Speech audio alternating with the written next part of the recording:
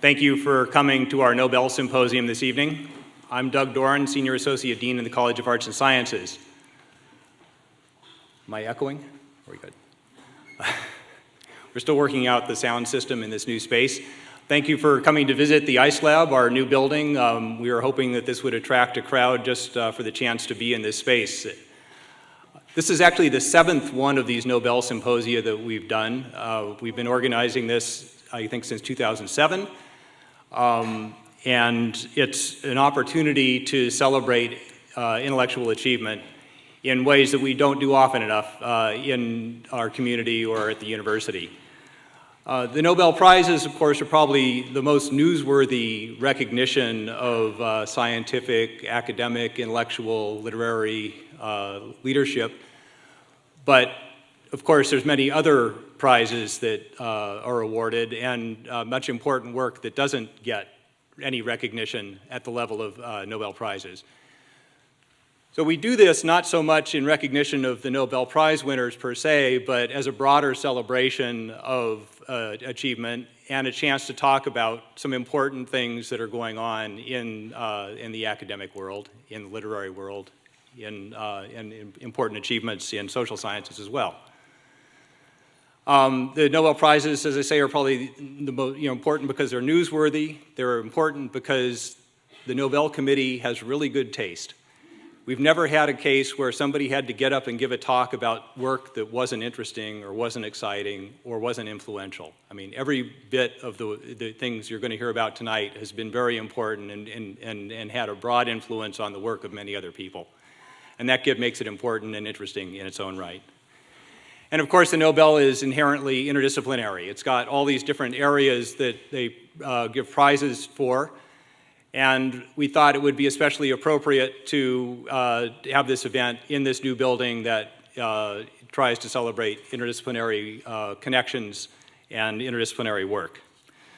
So I appreciate all of you being here tonight. I want to thank our speakers who prepared these talks on rather short notice. Some of them have only known for a couple of weeks that they were going to be doing this. It takes a fair amount of effort to put together a talk of the quality that you'll see tonight. I very much appreciate their work.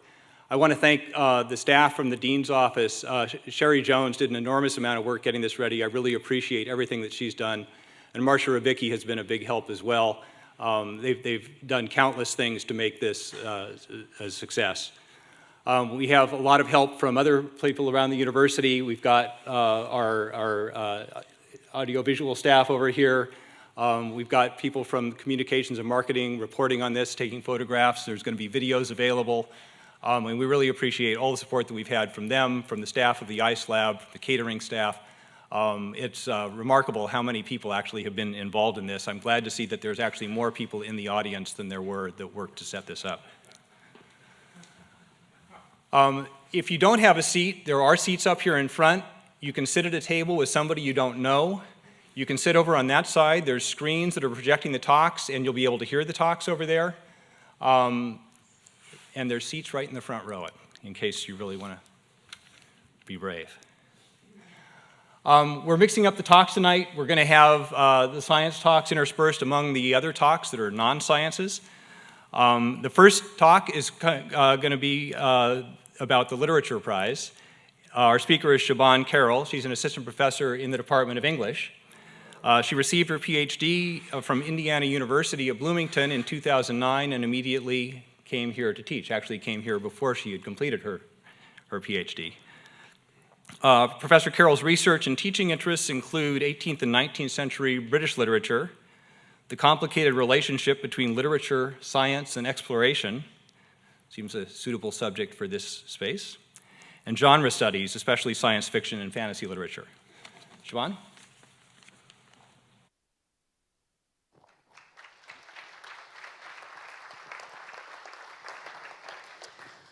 Thank you very much. Thank you to Doug for organizing this, and thank you all for being here tonight.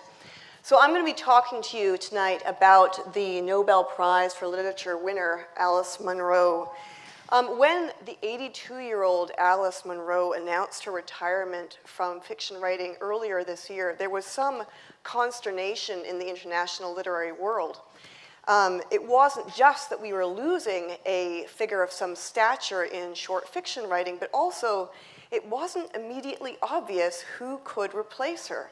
Alice Munro's fiction is so distinct, so striking, that it wasn't obvious that there was a successor on the scene. And so given the sort of anxiety that built up earlier this year following that announcement, the subsequent announcement that she then won the Nobel Prize for Literature, in a way, seemed almost like a belated recognition of what the international literary community had been forced to realize, which is the immense stature and importance of Alice Munro to the fiction writing world. So what I'm going to be doing today is explaining to you, or trying to explain without making you sit down and read one of her short stories, what is it that makes her so unique and what was so distinctive about her contributions. And I'm going to give you some of my takeaways in advance, 3 things. One, that she really pushed what the short story form could do and produced short stories that, even though some of them are a mere pages long, read like novels with that amount of emotional complexity and often covering those kinds of historical spans. 2, that she is famous for playing with the ways in which stories are told, in particular the time in which such fiction is told, so that they unfold not like Hollywood movies in a nice linear fashion with maybe flashbacks and flash forwards, but instead almost like memories that we, the reader, are recalling. Third, she has an incredible ability to make ordinary life seem, on one hand, very strange, but at the same time to offer insights in her fiction that strike many of her readers as immensely recognizable. So what I'm going to be trying to do in my presentation today is to really unfold this to you as an Alice Munro story would do. That is to say, I'm going to disorder time. I've given you the end. I've given you her winning the Nobel Prize. Now I'm going to go back to the beginning and unfold to you a middle which may suggest and give you a series of facts which you may be able to see connections between, and that may hopefully speak to you and things that you're interested in your own lives. I am going to start, if I can get this to work, with space. I can. This is a quote from Alice Munro in which she describes her concept of the short story as being not like a road to follow, but like a house. One goes inside, stays there for a while, wandering from room to room, settling where you like and discovering how the room and corridors relate to each other, how the world outside is altered by being viewed from these windows, and you, the visitor, the reader, are altered as well by being in this enclosed space. Now, to me, as someone who also writes short fiction, this is distinctive because a lot of fiction writers think of their fiction as unfolding along a timeline. To conceive as a story as a space that is inhabited, that the reader and the writer both have to figure things out that are in a way that's out of sequence is, I think, fairly unique. For Alice Munro herself, the all-important space in her life was Wingham, Ontario, a dark picture of which is there in the background. Alice Munro grew up in Huron County, Ontario, in Canada. She was then Alice Laidlaw.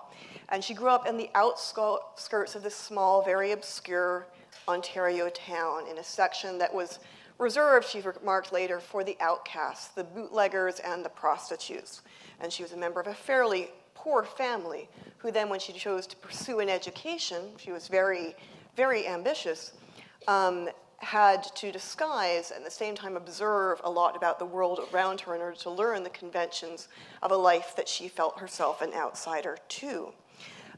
Most importantly in this background was the fact that that ambition was very much frowned upon in her community. So she felt from the very beginning that she had to disguise the fact that she was interested in being a writer, hide this from both the people around her, from her parents, and from her teachers in order to be socially acceptable.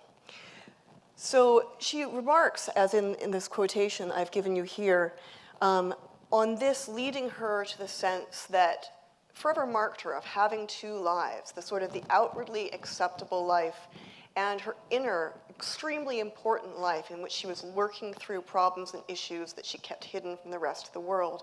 And I'm going to suggest to you that this expresses itself in her fiction in two ways. First, it expresses itself in her interest in small-town Ontario life, small-town life in general, and the impact that small communities can have on the individuals that inhabit them and the way that they live their lives. And second, her firm awareness and shrewd observation of the private lives of people that boil beneath our artificial surfaces. I'll also point out to you that this is one of the first ways, to my eyes, that Alice Munro actually started breaking some of the then rules, quote unquote, of short fiction, at least in Canadian literature.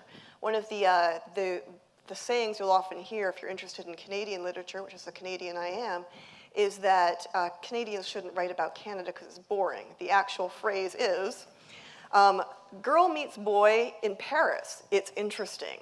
Girl meets boy in Winnipeg, no one cares. And so Alice Munro didn't know that rule when she started writing fiction, and quickly, I think, made a definite mark on the Canadian literature scene by showing that someone could write about domestic life in very small, obscure Ontario towns of all places and have other people actually care. So she was one of the few women who went to high school in her area. She then got a 2-year scholarship to go to the University of Western Ontario, where she published her first short story. However, being from the class background that she was, the scholarship was not enough to keep her in university. After that money ran out, she was forced to drop out and then was faced with a choice. Either she stayed and worked forever in her small town of Wingham, Ontario, or she accepted the marriage proposal that had just been offered to her by one Jim Munro, who was a man working at the local department store of Eaton's, who was then moving to Vancouver. She chose a life of adventure, that is to say, marriage and moving to Vancouver, although things did not quite, I think, work out as either of them expected. After moving to Vancouver, they started a family. They went through a lot of struggles in their early years, both financially and with life crises. Alice Munro's second daughter died within a few days, and she eventually would have 3 children and be working additional jobs to bring in money while at the same time and keeping up house at the same time, also trying to get some work done on her fiction. She was at that, which of course, as I've already mentioned, was not at that time seen as socially acceptable by even her own family. She was working at this time on short stories because that was the form that she was best able to work on, given how limited her time was and the number of different tasks that she was juggling. And of course, as she was doing this, she firmly believed, as again, the rule in fiction was then, and to some extent now, that short fiction did not matter. It was merely preparation for your novel, and your novel was where one would make one's name. During her 30s, and I've got a quotation up here from a short story of hers that I think harkens back to this time, Alice Munro went through certain crises, which sort of culminated in her being in a very dark place and strained her marriage a little bit. She was, however, during that time also offered her very first big break, which came out of the blue. An editor of a small Canadian press who had been seeing her fiction appear in some of the literary magazines asked her to put together a collection of short stories, which she did. This later became Dance of the Happy Shades. This was her first work published when she was 37. And while it didn't sell anything, basically, it did immediately get her some national prestige because it claimed the Governor General's Award, which is one of the big national awards in Canada. This, however, and her success begat success. She then published subsequently, first, her one and only kind of attempt at a novel, Lives of Girls and Women, although that itself is also a collection, really, of short stories that have been integrated together, and then something I've been meaning to tell you. And these 2 subsequent collections not only established her reputation within Canada and also outside it.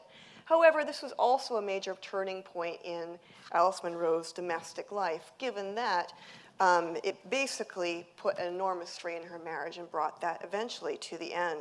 Her fiction from that point onward became a lot darker and more experimental, whereas her early short story excerpts, one of which I'm going to be shortly giving you, are very much more sort of ordinary tales of young women coming of age, told in a very linear fashion, often with a lot of humor. Her subsequent fiction became darker and employed a lot more of the experimental time-shifting techniques I've already alluded to. So I'm going to be quickly reading to you from An Ounce of Cure, from A Dance of the Happy Shades. This is a story about a young girl who, she's about 14, she has her first romance, and the boy dumps her after a few weeks, and of course she's heartbroken. And so she goes through various stages of hysterical teenage angst in which she's performing this really for herself, that culminates in, while she is babysitting, deciding to have her first drink of alcohol and raiding the family's liquor cabinet to prove again her grief to herself. This goes disastrously wrong, and she ends up sprawled out drunk, calling her friends for help, who then pass this to the gossips in town, who then descend on the house, and then the family returns home to find her staggering around drunk, half naked, and completely bewildered. And this ends her babysitting career. It also ends her angst over the first love of her life, because this humiliation sort of takes the place of all the angst that she was feeling. So I'm going to read to you from this. My mother said it would be a great mistake to let me go out with boys, this is the aftermath, and that I would not be going out again until well after my 16th birthday, if then. This did not prove to be a concrete hardship at all, because it was at least that long before anybody asked me.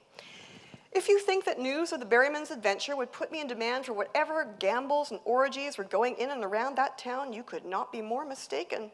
The extraordinary publicity which attended my first debauch may have made me seem marked for a special kind of ill luck, like the girl whose illegitimate baby turns out to be triplets. Nobody wants to have anything to do with her.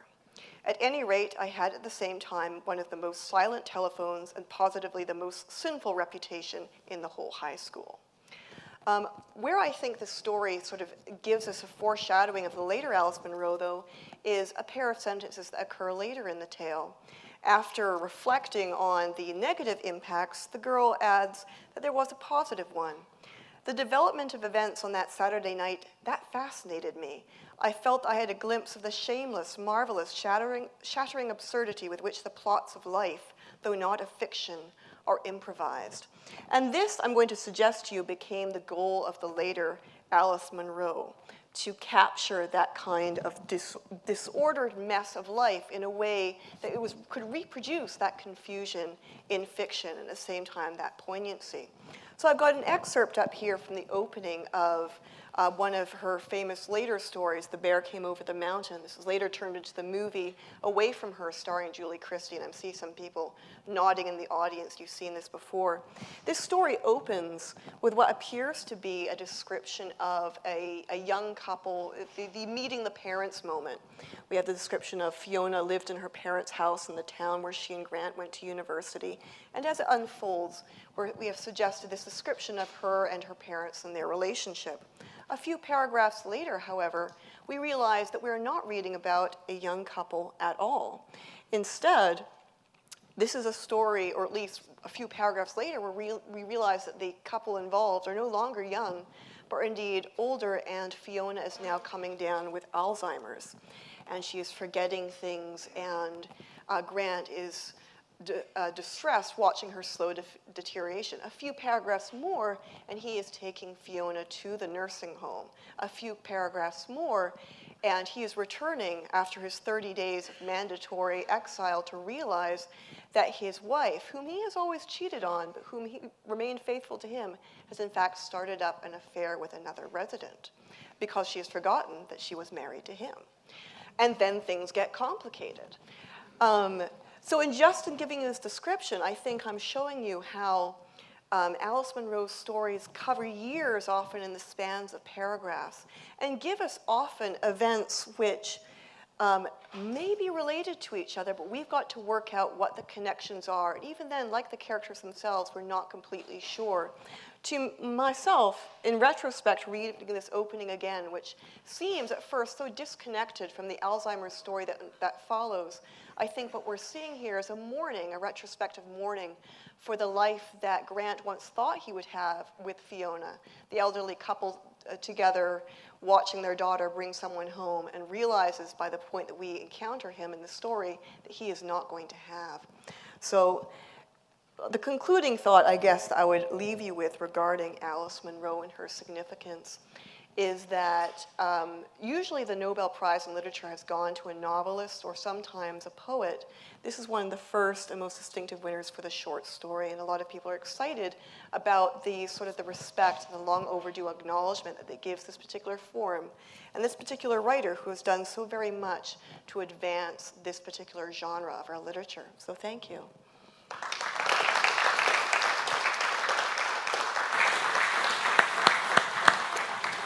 So we have time for a few questions. We'll take questions after each talk. Anybody like to ask Siobhan anything? I think usually when you're making a movie based on a novel, the problem is to, cut out material and to make it visual.